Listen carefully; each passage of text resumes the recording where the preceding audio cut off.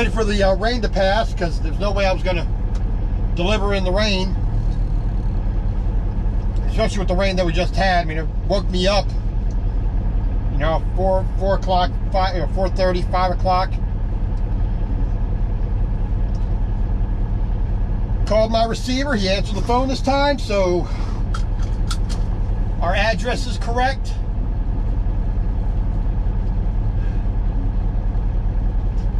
And we are ready to go. So he's ready to unload me. So we're going to head out here in a couple minutes. I already did my pre-trip.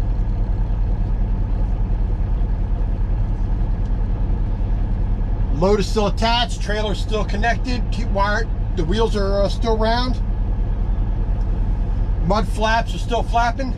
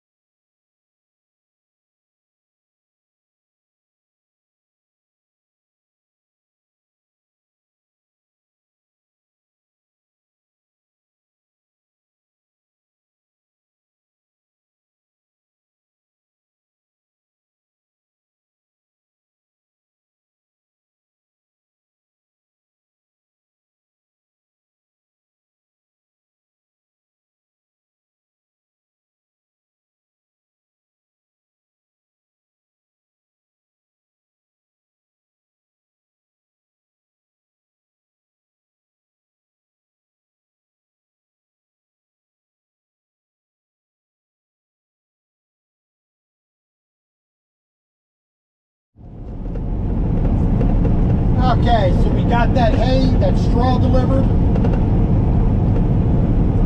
With the rain this morning, we picked up an extra 3,000 pounds of water.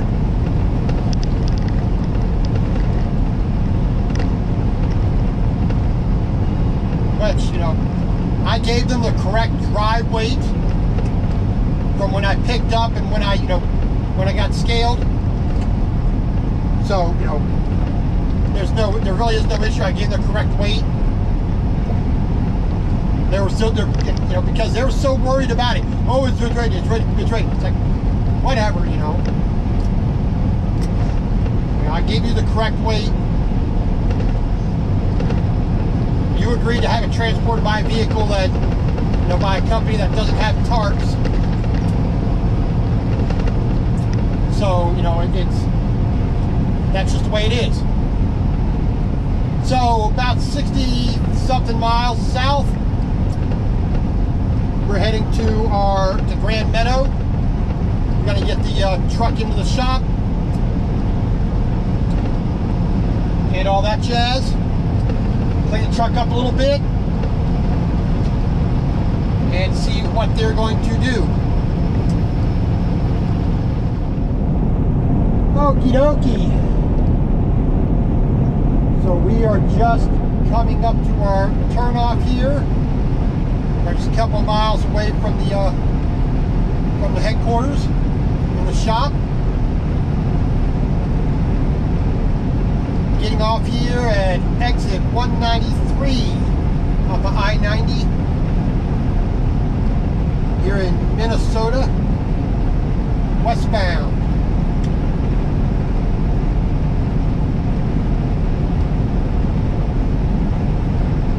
So right off to, you know, we're getting off in the little town of Dexter. 16CR7 Dexter and then turn left in 0.3 miles.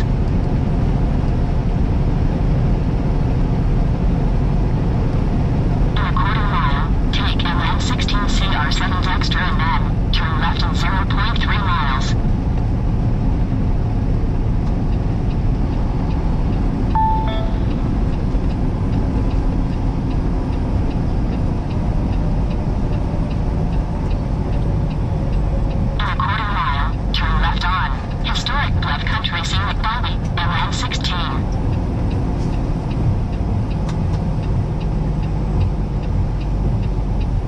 Dexter is basically immediately to the right here.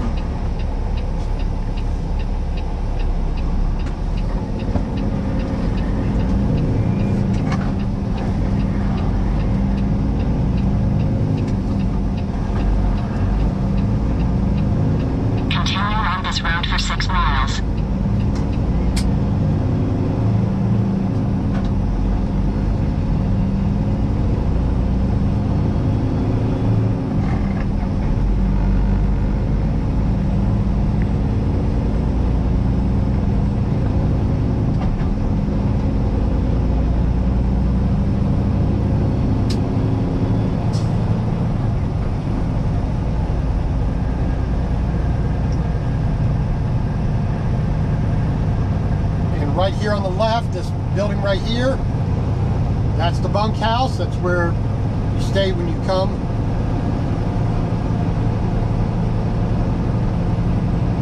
Now that's their little apartment, hotel type facility.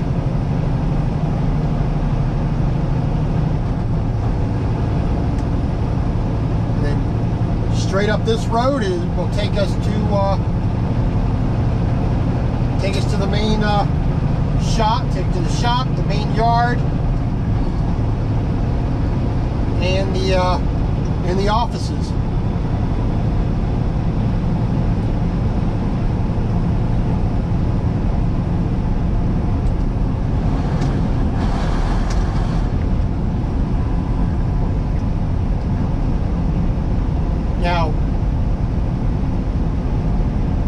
beginning of last month, the road was shut down because they were repaving and working on little culverts and whatnot. So you had to go a big circuitous loop around in order to get to from the shop to the bunkhouse. Now they finished, we can go straight down, straight shot right from one to the other, which takes, instead of taking almost 20 minutes, now it takes, just 5,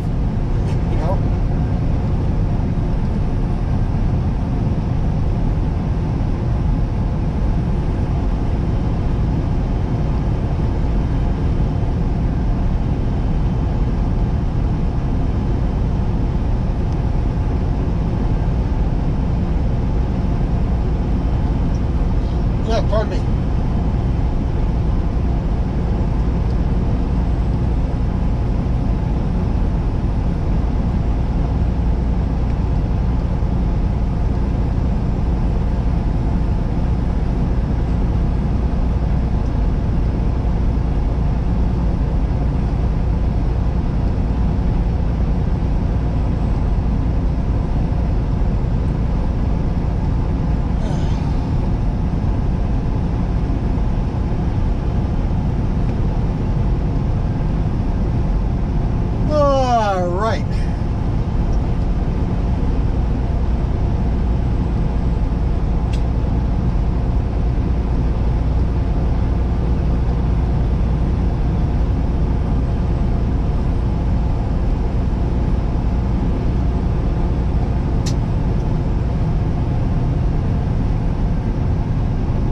So it's a nice quick shot right up the, right at this road to I-90.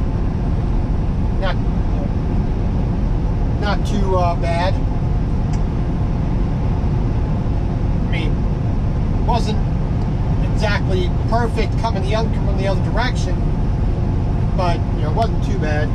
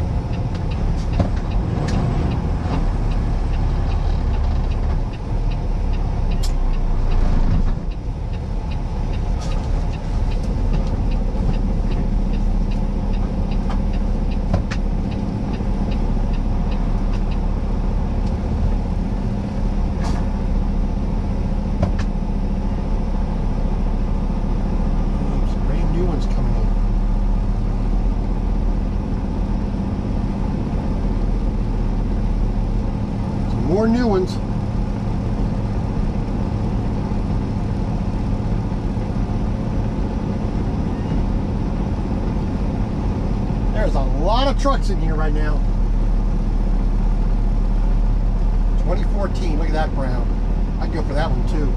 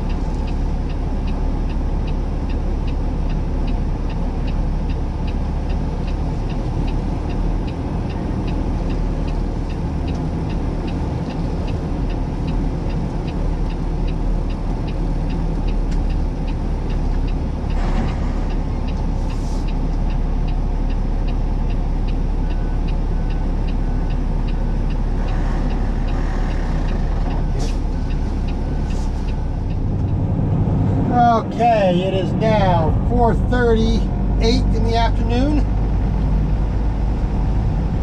A lot of sitting around, did my check-in stuff, log, safety, talk to your manager, make sure your permits are good, all that jazz. Deal with maintenance, deal with the shop. So I got one mirror, I got the mirror replaced on the driver's side, which is good. They need to order some parts for my headlight, so I gotta wait on that. But right now I'm heading up to the nearest Peterbilt here in Stewartville, Minnesota, about 20 miles up the road.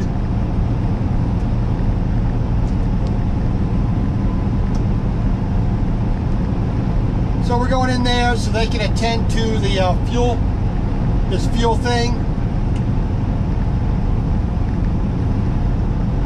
So we got that going. So I'm heading up to Peterbilt now. So hopefully that'll be fixed tonight.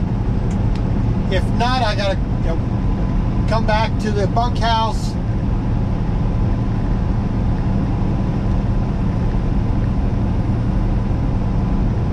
and get all that stuff situated. All right. Well, basically, I was told that that I'm just a hypochondriac because at my company's shop they can't figure out what's wrong. Take out the Peterbilt, they can't find anything wrong. Basically told to keep doing what I'm doing, and if it happens again, bring it back. So basically told I'm just crazy that this is going on. Okay,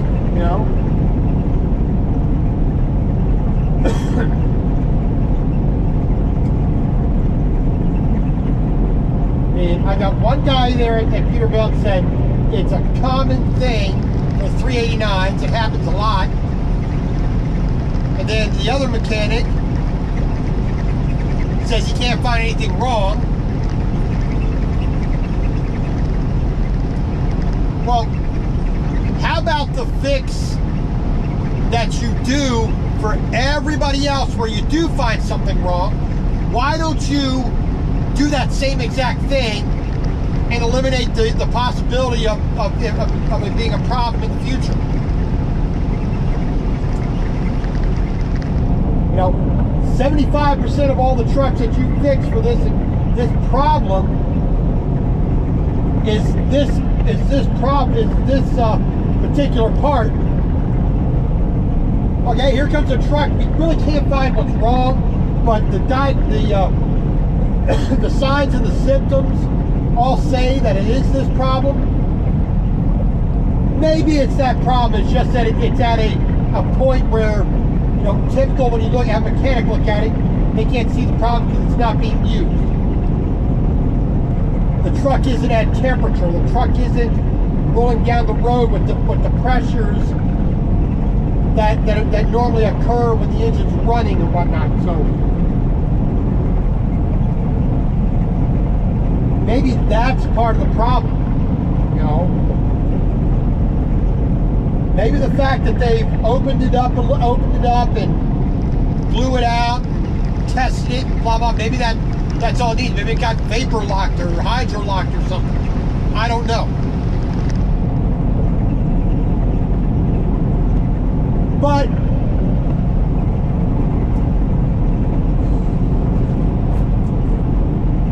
I'm not a mechanic, you know. I have a basic working knowledge of an internal combustion engine and plumbing and electrical, and you know, I have real basic rudimentary understanding of what that is. I leave all the truly, you know, technical aspects of them to the people who actually work on it all day, every day.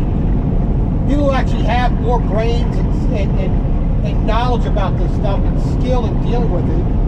I leave it up to them. Now, if they want to ask me how to do something that I'm professional about, and I know something about, being an arborist, you know, being a landscaper, being a gardener, being a pesticide applicator for grass and trees and shrubs, and you know, dealing with garden pests and warehousing, and you know, things I actually have some expertise and knowledge about. Yeah, I could educate them on it, you know. Okay, you know, I'm being told what to do, so all I can do is do it, you know, and from that point,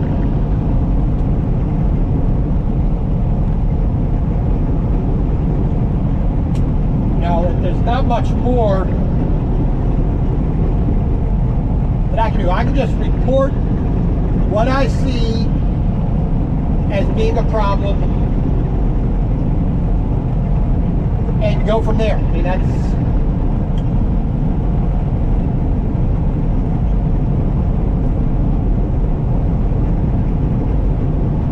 it's a bit frustrating. Like I said, I'm basically being told I'm a hypochondriac. You know, and you know,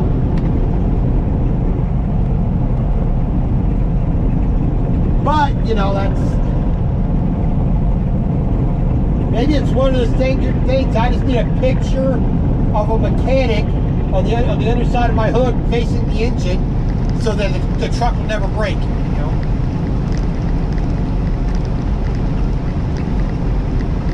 Okay, you know, but we will do what we can do.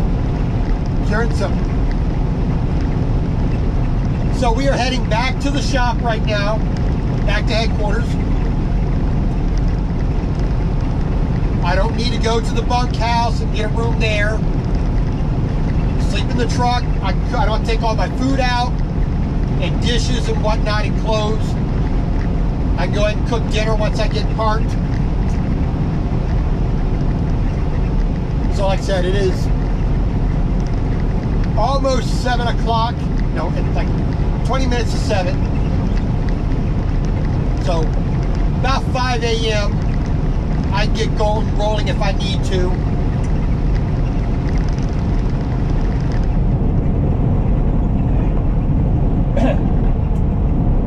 but that's probably not gonna happen because I'm still, they got parts coming for my my headlight.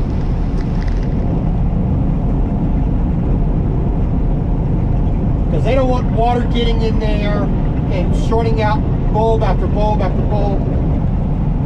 It does me no good. It does the company no good. So it's better to replace that and get that working properly.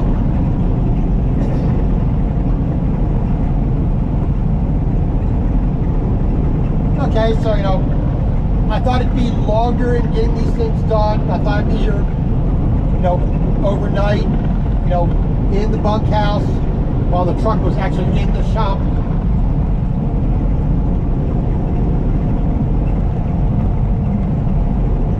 Oh, Lordy me, Lordy me, Lordy me, Lordy me.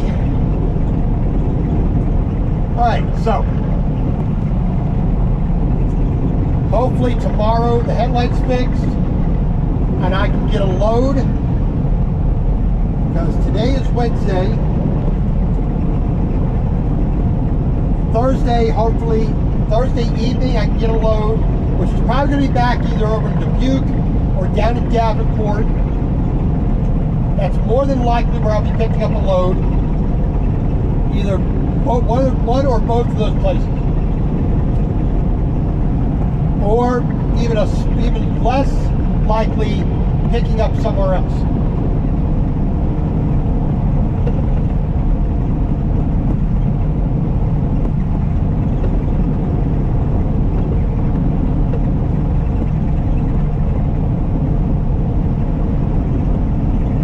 But we will see, you know, like I said, 85–90% picking up at one or the other, you know, John Deere location. Another 5% on top of that, picking up at both of them, like I did my very first trip.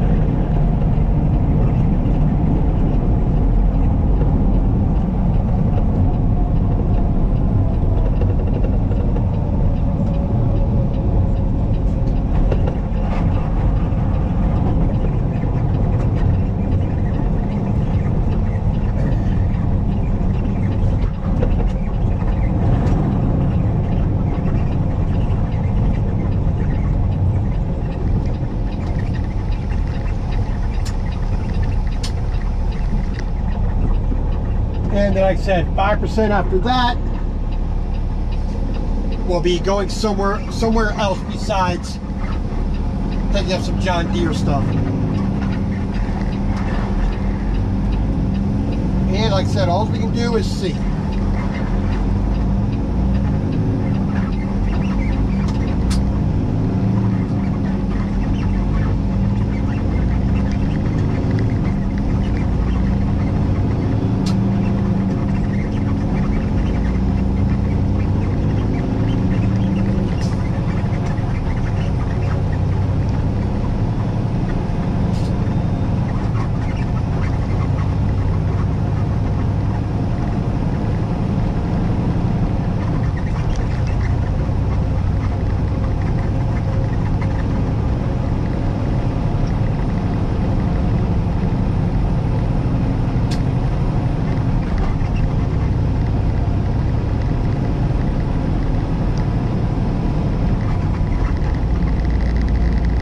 You know, it's sometimes, you know, machines will act goofy, and unless you know precisely what it can be, you know, you're kind of left in the dark, and then you bring somebody else into the picture, and the machine has cooled down, things have settled, and you know, sitting just idling in a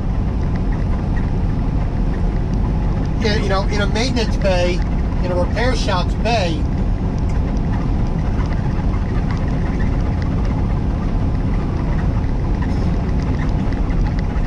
you know,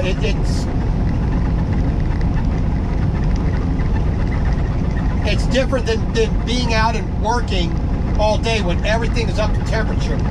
The coolant, the oil, The pressures are, where they're supposed to be. The transmission is doing what it's supposed to do. The computer is sending signals back and forth and reading and telling everything how to do things. I don't know, but it's just odd sometimes that things like that can go on.